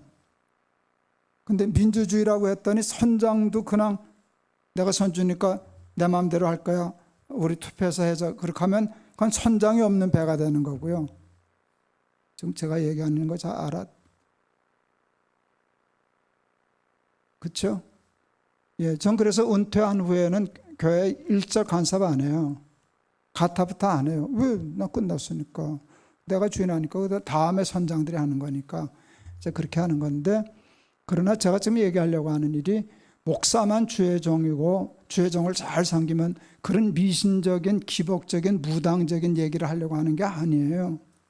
목사는 뭔가 하면 말씀을 가르치기 위해서 신학을 하고 공부하고 그것에 매달려서 있는 사람이에요. 여러분 목사는 성경 보면 은혜가 되는 줄 아세요? 어려워요. 뭔 말인지 몰라요 처음에. 그래도 그냥 나갈 수가 없는 거예요. 교인들이 달라고 기다리고 있는데. 그러니까 거기서 이게 나오는 거예요. 그러니까 하면 여러분 은혜가 되니까 요 통로 요 시스템이 굉장히 참 중요해요. 요거를 사탄이 잘 노려요. 저는 이제 당회를 굉장히 중요히 여기는데 저희 교회 당회는 보통 한 3시간씩 했었어요. 치열해요. 당회는 치열해야 된다고 나는 생각했어요. 담임 목사가 목회 방향을 정하고 뭐 표라든지 뭐 무슨 사업이라든지 안을 내요. 이제 가끔 이제 우리 장로님들이 그 얘기를 해요. 그걸 이제 설교 시간에 얘기하거든요. 설교 시간에 교회 방향이나 나가야 되니까. 그다음에 장로님들이 와서 그러셔요. 아니, 목사님 당회도 안 하고 그걸 설교하시면 어떡합니까? 그럼 나는 그러면 설교를 당회하고 설교를 합니까? 설교를 하고 당회를 하지. 지금 무슨 말인지 알아들으시는 건가요? 설교는 회의에서 하는 게 아니라고, 이게 하나님의 뜻인가 아닌가 하나님 앞에서 내가 하는 거라고. 그래서 내가 이게 하나님의 뜻이라고 했는데 그렇다고 해서 무조건 교인들이 다 따라야 하는 건 아니라고. 그때 당회 목사님 저렇게 설교하셨는데 우리 교회는 어떻게 할 거냐, 따라갈 거냐, 그건 암만 설교를 하셔서도 우리 생각은 아닌 것 같다 하면 거부할 수 있다고. 내가 설교했으니까 다 가야 된다 그러면 내가 선주라고. 아니라고, 나는 선장이라고. 마음에 안 들면 내보내라고. 그렇죠. 예, 제가 그런 거예요. 그러니까 요거를 잘 구별을 못해서 선장이 선주가 되든지 선주가 선장이 겸임해가지고 교회가 아주 참 어려워져요. 그러니까 목사를 통해서 여러분은 설교를 듣는데 그래서 사탄이 그걸 방해를 놔요. 방해를 하다 보면 다툴 때가 있어요. 의견이 달라서. 난 그게 건강한 교회라고 생각하거든요. 근데 저도 성격이 좀 급할 때가 있어서 얼굴 붉히면서 싸울 때도 있었어요. 그래 놓으면은 나하고 다툰 장로님이 주일날 안 보여. 주일날 온 건 봤는데 예배 시간에 안 보여. 목사는요, 교인들이 1000명, 2000명이 돼도요, 누가 왔는지 안 왔는지 대번 알아요. 왜 그런지 아세요? 교인들은 앉는 자리가 정해져 있어요. 장로님 밤낮 거기 앉았죠? 지금 며칠째 거기 앉으시더라고요. 그 뒤에 집사님이 마찬가지고. 그러니까 근데 자기 교회는 모르겠어요. 이렇게 한 번 하면 스캔이 되는 거지. 특히 장로님들이야 뭐 밤낮 습관적으로 앉는 자리가 있거든. 근데 보이는데 없어. 이 양반 어디 갔나? 기둥 뒤에가 앉아 있는 거야. 꼴 보기 싫어가지고 어제 싸워가지고 화딱지 나가지고. 그러면 나도 지가 손해주면 내가 손해인가 하고 해요. 근데 기둥 뒤에 가 있으면 설교 안 들려요? 우리는 100억짜리 스피커라고요. 100억짜리 스피커가 그까지 기둥 뒤에 숨었다고 안 들려요? 10억짜리 스피커가 들리는데 안 들리는 거야. 마음이 다쳤기 때문에, 상했기 때문에. 이게 참 골치 아파요. 그래서 제가 싸우려면 월요일 날 싸워야 되겠구나. 이게 좀 풀어져가지고 은혜는 받아야지. 싸울 땐 싸우더라도 말씀을 받는 통로가 교회에서는 그밖에 없는데, 이 특별할 때는 내 설교를 듣지만 내일부터는 목사님 설교를 들어야 될 거 아니에요. 이제 다들 기둥 뒤에 가서 들으실래요? 요거를 이제 사탄이 요걸 옳고 그름을 가지고 따지다가 선을 넘게 해서 설교를 못 듣게 하는 게 보수예요. 제가 참 위험한 얘기를 하려는데 하고 할래요. 제가 영락교회를 갔더니 부목사로 갔었죠. 이제 주로 신방을 하는데 영락교회는 참 이상한 전통이 있어요. 목사가 신방을 가면 봉투를 줘요. 교인들이 책 사보시라고, 애들 뭐 사다 주시라고. 10가정을 신방을 하면 한 6가정 정도가 봉투를 줘요. 그게 문화가 됐었어요. 좋았게요, 안 좋았게요? 좋지, 돈 주는데. 좋죠. 그런데 목사들이, 우리 한국 목사들이 주면 좋은 척해요, 안 좋은 척해요? 괜찮습니다 이러잖아요. 어느 날 제 신방을 갔어요, 권사님 집에. 그때 권사님 봉투를 주시더라고. 그래서 권사님 괜찮아요 그랬더니 이 할머니 그걸 걷어들이시는 거예요. 당황스러웠어요. 그냥 줘야지 이 할머니. 그럼 목사가 그걸 내려면 받냐 이렇게. 아니라 그러지. 근데 아니라 그랬다고 그걸 걷어들이시는 거예요. 참 이 할머니 웃긴다 속으로 생각했어요. 그러더니 권사님이 부엌에 가서 떡을 가져오셨어요. 애들 떡 갖다 주라고. 참 권사님 고맙습니다 하고 왔더니 여기 붙었어. 그거 참 감동적이에요. 이 할머니 센스가 있구나. 그거 어떻게 여기다 떡을 주면서 여기다 붙일 생각을 했을까? 세상에서 많이 해보던 솜씨다 내 생각을 했어요. 그게 좋더라고요. 그런데 이제 그 다음에 이제 또 한 몇 주간 있다가 어느 이제 가정에 신방 갔는데 거기도 권사님인데 거기는 봉투를 안 주고 떡을 주시더라고요. 집에 와서 봤지. 근데 없어요. 근데 섭섭하더라고. 권사 왜 떡만 주냐. 아무개 권사님은 여기다 붙였는데 그게 82년 1월 달이었어요. 그때 내가 참 이게 한심스럽더라고. 목사가 내가 볼 때 이 목사가 이게 뭐 어쩌다 여기까지 왔냐. 이걸 떡그릇을 들춰보고 없다고 섭섭해하고 여기 이제 영락교에 있다가 나는 이제 목사 노릇 잘못하겠다, 망가지겠다 생각해서 그날 기도했어요. 하나님 영락교에 떠나게 해주세요. 나 여기 있으면 이거 이제 타락합니다. 그래서 그 해 하나님이 기도 응답해 주셔서 6월 첫 주일날 사직동에 있는 승동교회 담임 목사가 됐어요. 성질도 급하게 34살에 갔어요. 가자마자 승동교회 교인들에게 한 말, 여러분 제가 이러다가 왔습니다. 이거 안 하려고 왔습니다. 그러니까 근데 여러분들이 주면 나는 결국 또 받습니다. 또 그 길로 가는 수밖에 없으니까 아예 주지 마세요. 아예 주지 마세요. 그리고 주고 싶으면 주일날 그냥 신방 감사헌금이라고 해서 넣으세요. 그거 우리 애들 장학금 줍시다. 승동교회 교인들 되게 좋아하더라고요. 그런데 안 해도 될 소리를 했다는 걸 나중에 알았어요. 왜냐하면 그 교회는 본래 안 주는 교회니까. 본래 안 주는 교회에 목사가 와서 이실 짓고 하고 이제 자기는 안 그러겠다니까 딱 이게 쉽게 말하면 궁합이 잘 맞는 목사가 왔잖아요.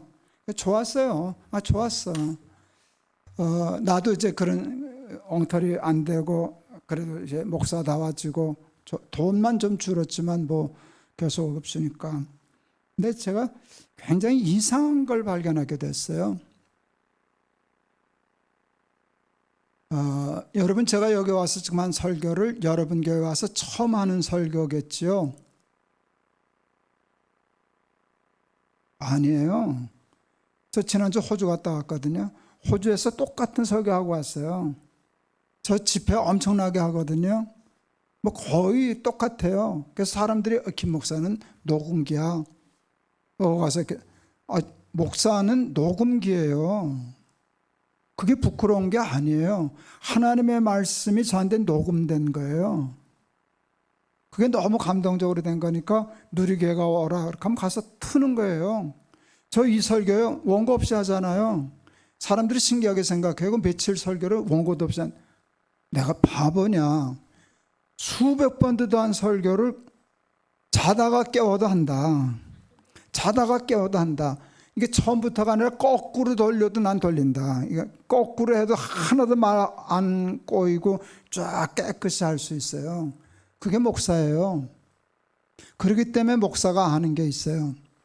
입력된 게 똑같은 거거든요. 말씀이라고 하는 게 내가 받은 은혜가 10이면 10이지. 그런데 10의 은혜가 녹음되어 있는데 이게 이상해요. 트는 교회마다 달라요. 어떤 교회는 20개가 틀어지고요. 어떤 교회는 5개밖에 소리가 안 나고요. 그 중에 아주 작은 영향을 끼치는 것 중에 하나도 음영도 있어요. 전 지금 어차피 목소리가 다 망가졌기 때문에 그 탓할 처지가 못해서 그냥 가만히 있어요. 그런데 이거 굉장히 중요하거든요. 그게 최소한 2-3개의 영향력은 끼쳐요. 그렇기 때문에 나는 그 2-3개의 영향력이 크기 때문에 그게 수많은 사람이 들어야 하기 때문에 따져보면 그게 좋은 스피커 쓰는 게 좋은 거다. 이제 그런 논리를 가지고 있어요. 근데 그게 중요한 게 아니라 교인들이 설교를 듣는 자세와 마음밭이 다 달라요. 제가 영락교회와 승동교회에서 똑같은 설교를 하고 있기 때문에 비교가 되는 거예요. 어느 교회 교인들이 설교를 더 잘 들었을까요? 승동교회일까요? 영락교회일까요? 영락교회였어요. 승동교회는 목사가 타락하지 않고 깨끗하게 목회적인 품위를 지키기에 좋은 교회였어요. 근데 은혜는 영락교회 교인들이 더 받았어요. 왜 그랬나 생각했어요.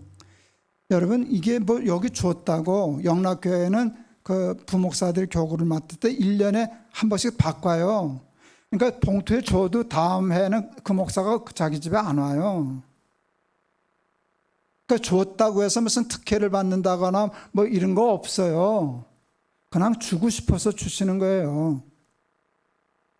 그래서 애들 떡 사주세요. 뭐 교통비 다 교회가 주는데. 그런데 영락교회 교인들은 그래놓고 마음이 좋은 거예요. 그러니까 설교를 이루고 듣더라고. 근데 승동교회 교인들이 나쁜 교인이 아니에요. 준 게 없어. 그러니까 이루고 듣더라고요. 요 차이가 굉장히 커요. 그래서 제가 그때 깨달아, 야, 이게 복잡하구나. 이게 수학이 단순하지가 않구나. 목사 되기는 승동교회가 안전하고 교인들이 은혜 받는 거는 영락교회 교인들이 더 좋구나. 제가 동안교회 하면서 청년들은 가르치고 싶었어요. 어른들한테 잘못했다는 오해받으니까 참 말이 조심스러웠는데 애들한테 제가 이렇게 가르쳤어요. 너희들 취직해서 첫 월급 받거든 하나님께 다 드려라. 첫 열매다. 2번째 달 월급 받으면 무조건 부모님 다 드려라. 빨간 내벽 하나 갖고 떼우지 말아라. 그 부모 다 드려라. 평생 드려도 되지만 그래도 이제 내가 살아야 되니까 어머니 한 달 드린 게 내가 내 모든 것을 다 드린 거예요. 그 감사한 마음으로 드리는 거예요. 그럴 줄 알아야 된다. 그 다음에 가르쳤어요. 3번째 달 월급 타거든 내 넥타이 하나 사오나. 목사 넥타이 하나 사줄 줄 알아야 돼. 와이셔츠 하나 사올 줄 알아야 돼. 저게 청년이 한둘이에요. 이게 번갈아 가면서 3달 월급 받는 놈들이 나오잖아요. 저는 와이셔츠, 넥타이, 티셔츠는 어느 탤런트도 저보다 많지 않아요. 저는 요즘 이제 와이셔츠 입는 걸 싫어해가지고 이렇게 세탁소 안 보내고 세탁기에 넣어서도 데리지 않아도 되는 이거 좋아해서 입고 다녀요. 전 그 와이셔츠만 거의 수백 벌이죠. 그러니까 한 번에 세탁소를 못 보내요. 그래서 보통 30개씩 보내요. 30개서 해놓고 매일 하나씩 입는 거죠. 그 세탁소 사장이 우리 아내한테 사장님은 뭐 하시는 분이세요? 사장님은 뭐 하시는 분이세요? 그래요. 그런데 와이셔츠는 괜찮은데 넥타이는 가끔 애들 취향으로 가져와서 단에 묶고 올라가긴 조금 힘든 넥타이가 있어요. 그래도 그거 묶어야 돼요? 안 묶어야 돼요? 묶어야 돼요. 왜? 그 자식은 내 모가지만 쳐다보고 있거든. 안 묶고 올라가면은요 애가 실망해요. 목사님 나 싫어하시나? 뭐 내가 마음에 안 드나? 그렇게 하면 그 애 설교 놓쳐요. 묶고 올라가요. 그러면 보여요. 그 좋아하는 얼굴이. 옆에 찌르는 것도 보여요. 자기가 사줬다고. 예, 그래요. 제가 얘기했지만 주의 종을 잘 섬기면 그거는 잘못된 거예요.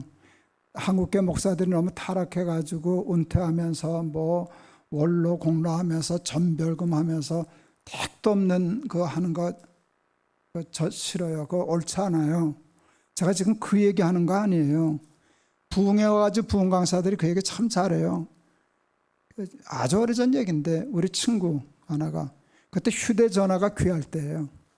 휴대전화가 있는 줄도 모를 때 부흥 강사가 와가지고 그때 휴대전화는 그것은 무슨 저기 무전기 같았잖아요.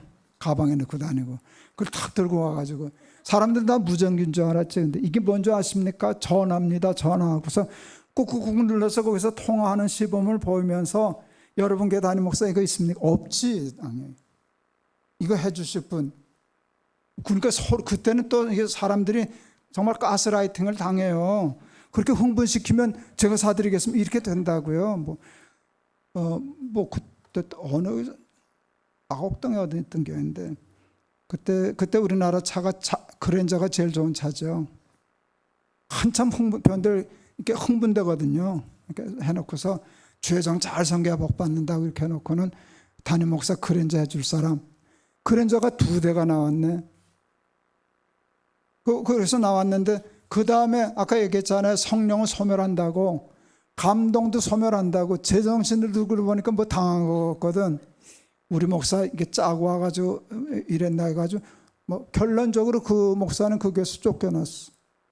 제가 지금 그 얘기하는 거 아니에요. 뭐 그랜저를 사드려라, 주회장 잘 섬겨라, 뭐 그런 얘기하는 거 아니에요. 넥타이 하나는 사드려도 되죠. 왜 그런가 하면 내가 물 떠먹는 우물이니까, 우리 집 주방의 주머니까, 거기서 하나님의 말씀이 매일 나오는데 나도 마음이 좋고 목사님도 마음이 좋아서 다른 데 신경 안 쓰고, 하나님 목사님 우리가 생활비도 드리고 그러지만 다른 데 신경 안 쓰고 그냥 이것만 들고 파요. 그리고 우리 가르쳐줘요. 그래서 하나님의 말씀 이게요, 뭐 이슬배도 어쩌는다 그러는데 우리는 한국교회는 주일마다 뭐 또 새벽에 뭐 수요일 날 이게 이슬배 어쩌는 것처럼요, 가랑배 어쩌는 것처럼요, 이게 무서운 거예요. 그래서 이 시스템과 이 통로를 소중히 여겨야 돼요. 그래서 그냥 조금 문 목사님 잘해드리세요. 소중히 여기세요. 제가 미국에 아주 큰 교회 집회를 갔어요. 40대 초반에. 제 메시지가 그때는 굉장히 강하고 셌어요. 옳지 않은 거 보면 그냥 전 직언하는 사람이니까. 제가 얘기했나요? 어디 부산에 큰 교회 갔는데 100년도 넘은 교회 갔는데 장로님들만 하는 특별석이 있더라고요. 문 닫고 이렇게 의자 있고. 제가 와서 그랬어요. 집회하기 전에 부수시라고, 이게 뭐 하는 짓들이시냐고, 이 교회는 저거 부수기 전에는 부흥 없다고. 장로님들이라고 왜 저기 특별석에 앉아 계시? 물은 낮은 대로 흐르고 은혜도 낮은 대로 흐른다고. 높은 데 앉아 있으면 은혜 못 받는다고. 다들 이러고 앉아. 흥분했어. 다들 이러고 앉아 있는 거거든요. 그렇게 하면 은혜가 안 되거든요. 이제 그런 식의 그 교회도 좀 그게 보여서 그런 걸 좀 시작을 했던 것 같아요. 저 있는 호텔 숙소로 장로님들 며칠 찾아오셨어요. 그러더니 저한테 이렇게 물으셨어요. 실례지만 올해 목사님 연세가 어떻게 되십니까? 그래서 제가 이렇게 얘기했어요. 몇 살이면 들으실랍니까? 몇 살이면 들으실랍니까? 저는 목회할 때 일찍 담임 목사가 됐기 때문에 제가 34살에 담임 목사가 됐잖아요. 저는 장로님들과 식당에 밥 먹으러 가면 장로님들이 눈치를 채셨는지 안 채셨는지 모르지만 난 장로님보다 밥 숟가락 먼저 안 들었었어요. 동양적인 사고방, 어른이 밥 숟가락 먼저 드는 거니까. 그리고 자리에만 해도 뭐 상석 뭐 이런 게 있을 때 저는 가급적 식당에서는 상석 피했어요. 그렇지만 교회에서는 내가 담임 목사입니다. 사도 바울도 그랬잖아요. 디모데에게 내 연소함을 업신여기지 말게. 이게 교만하라는 뜻이 아니에요. 내가 나이가 어리다고 교인들이 업신여기면 그 사람들이 은혜를 못 받는 거거든. 무슨 얘기인지 아시겠죠? 그래서 말씀이 소중하기 때문에 목회자를 귀히 여기는 거예요. 잘해드리려고 마음 쓰는 거예요. 저희 아내가 학교 선생이었는데 여에게 마실랍니다. 학교 선생님들에게 선물하는 게 옳아요? 옳지 않아요? 학교 선생님들에게 선물해야 돼요? 안 해야 돼요? 해야 돼요. 우리는 꼭 했어요. 그게 교육이에요. 아이들한테 교육이에요. 꼭 했어요. 근데 학기 초에 했게요? 학년 말에 했게요? 학기 초에 해야지. 학년 말에 하면 다 버스 지나갔는데. 근데 꼭 학년 말에 했어요. 그것도 아이들의 교육이에요. 학기 초에 하면 뇌물이다. 그건 선물이 아니라 뇌물이야. 우리 아들 잘 봐주세요. 그건 뇌물인데 그렇게 되면 가난한 집 아이들이 차별받아. 그거는 불공평한 거야. 그건 하나님의 식이 아니야. 근데 학년 말에 하는 것은요, 잘 봐주세요가 아니에요. 잘 봐주셔서 고맙습니다. 이거예요. 근데 선생님을 그렇게 대화할 줄 알아야 우리 아이들이 선생을 귀한 줄 알아요. 그래야 배움이 있어요. 한번 참 우리 아이들이 좋은 선생을 만났었는데 둘째 아이가 한번 꼭 돈 밝히는 선생한테 걸렸어요. 봉투를 밝히는 선생들이 있잖아요. 옛날 저처럼. 거기까지는 안 갔었는데 솔직히. 우리 아이 통해서 우리 아내를 자꾸 오라 그러는 거예요. 야, 너 엄마 좀 오시라 그래라. 선생님들이 학기 중에 엄마 오라는 거는 다 뭐 몇 마디 하는 척하고서 이거 바라는 거거든요. 우리 아내가 선생 출신인데 그거 몰라요? 그 말 이렇게 다 알지. 가요. 오라면 꼭 가요. 안 가져가요. 학기 중에는 안 가져가는 게 우리 집 원칙이니까. 그럼 몇 번 더 그랬는데도 몇 번 그래도 안 가져가니까 이 선생이 화가 났어요. 화가 나가지고 우리 둘째는 1년 내내 쓰레기통에 앉았어요. 옆에. 그때 남녀 비율이 안 맞을 텐데 1년 내내 남자 짝하고. 내 아이를 가지고 그러니까 정말 화딱지 나더라고요. 학년 말에 이제 첫째, 셋째 다 선생님들 선물 살 때 걔는 빼고 싶더라고요. 그건 자격이 없잖아요. 그건 선물 받을 자격이 없잖아요. 그래도 했어요. 왜 할게요?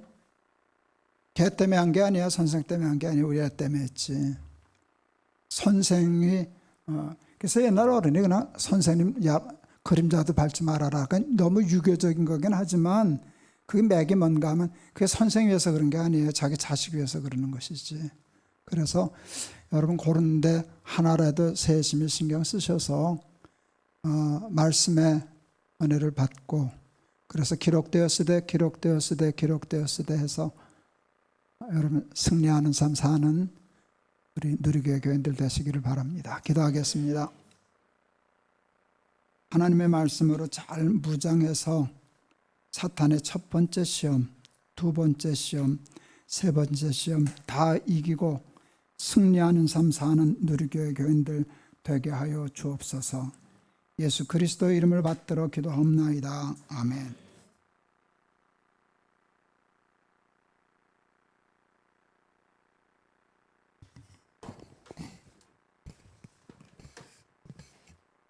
성령의 생수가 여기 아주 흠뻑 젖어가지고 3일 동안 행복하셨죠? 네, 저도 너무 행복한 하루하루였고요. 목양실에서 목사님과 둘이 있는 1대1 과외 시간 뭐 해야 돼? 문 목사 뭐 이렇게 해야 돼. 또 제가 또 여쭤보고 싶은 것들 여쭤보면 또 최선을 다해서 또 대답해 주시고 정답이 아니라 뭔가 찾아갈 수 있게끔. 근데 저는 오늘 해답을 얻었습니다. 너무 저에게 감사한 일이고 어제 어떤 분이 저한테 목사님 참 복도 많아요 그러시더라고요. 근데 진짜 복이 많은 목사인 것 같습니다. 좋은 교회, 좋은 성도님, 또 오늘 어제 그제 김동호 목사님 모셔서 좋은 시간 보낼 수 있어서 너무 감사한데 한 가지 같이 기도하고 싶은 게 있어요. 아까 전 예배 중에 그냥 문득 든 생각인데 저는 그동안 저한테 이렇게 멘토라고 부를 수 있는 목사님이 사실 없었거든요.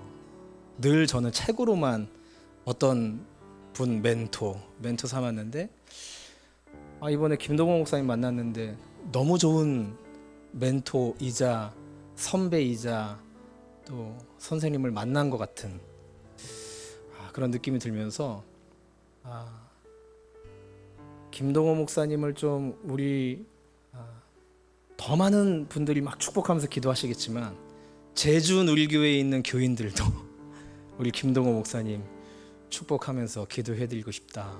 또 오늘 아침에 이비인후과까지 다녀오시고 또 낮에는 제주에 있는 청년들 섬기고 있는 삼다청 목사들 근사한 데 가가지고 정말 비싼 스테이크 썰고 막 그러고 왔거든요.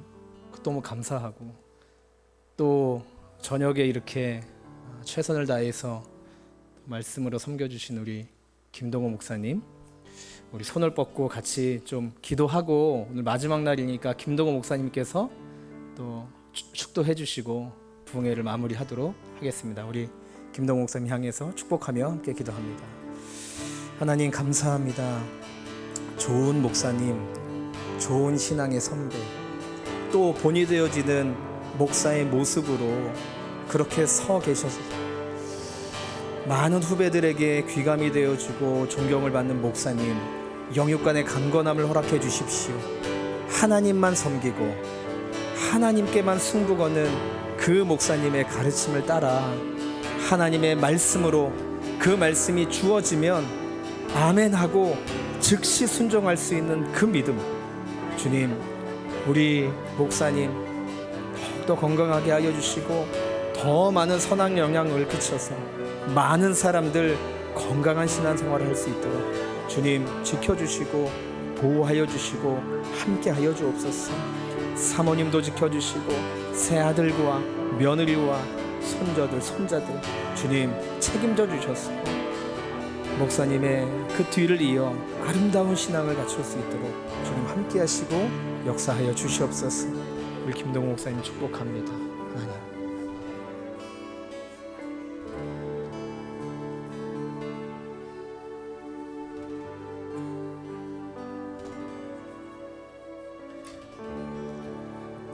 지금은 우리 주 예수 그리스도의 은혜와 아버지 하나님의 극진하신 사랑과 성령의 감동 감화하심이 하나님만 주인이 되는 하나님의 말씀으로만 삶의 지표를 삼고 순종하여 사탄의 모든 시험 이기고 승리하는 삶 살아야 할 우리 사랑하는 모든 교우들 위해 우리 누리교회 위해 지금부터 영원토록 함께 하시옵기를 축원하옵나이다. 아멘.